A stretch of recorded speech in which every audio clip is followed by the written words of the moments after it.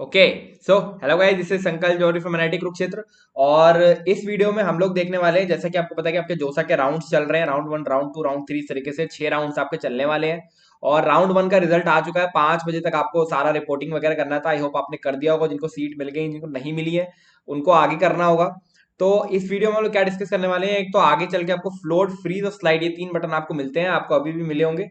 तो आगे चल के किस तरीके की हमारी स्ट्रैटेजी रहनी चाहिए, यानी किस सही समय पे हमें फ्रीज करनी है सीट को, या किस सही समय पे फ्लोट करना है, स्लाइड करना है, वो सब।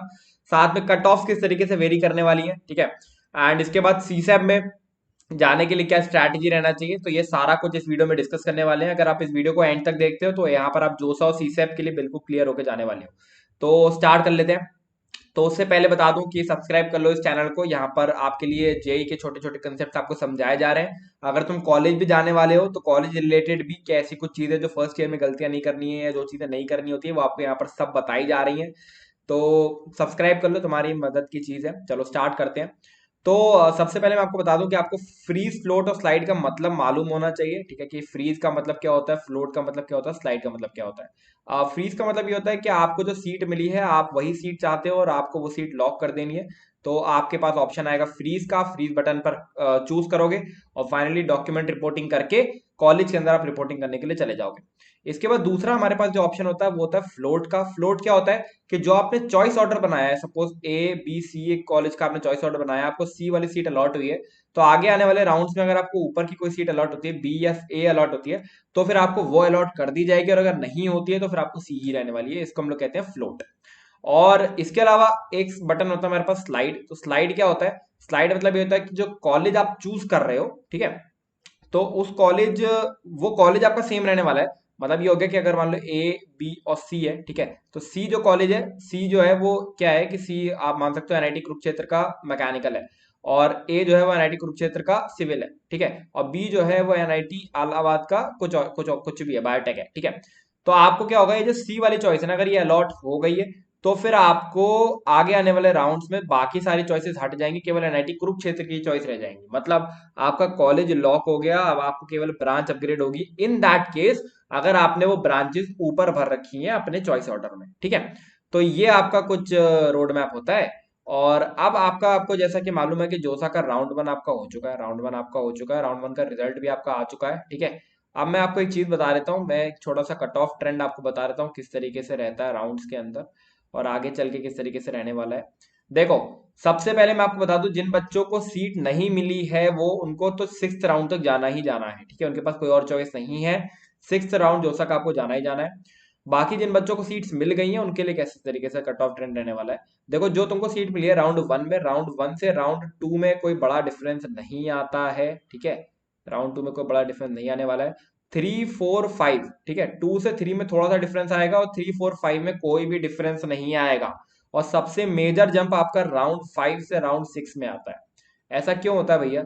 ऐसा इसलिए होता है बेटा, क्योंकि जो 5th राउंड है आपका, 5th राउंड में बहुत सारे बच्चे सीट विड्रॉ कर लेते हैं अपनी। क्योंकि अगर आप 5th राउंड में सीट विड्रॉ करते हो तो आपको सारा का सारा पैसा वापस मिल जाता है जो आपने जमा करा है। तो इस वजह से ज्यादातर बच्चे 5th राउंड में विड्रॉ कर लेते हैं और 6th राउंड में नहीं एंटर करते हैं। जिसकी वजह से यार कंपटीशन बड़ा, मतलब बहुत वेरी करता है कट ऑफ। तो छठे राउंड तक आते आते आपको कट ऑफ बहुत वेरी करने वाला है।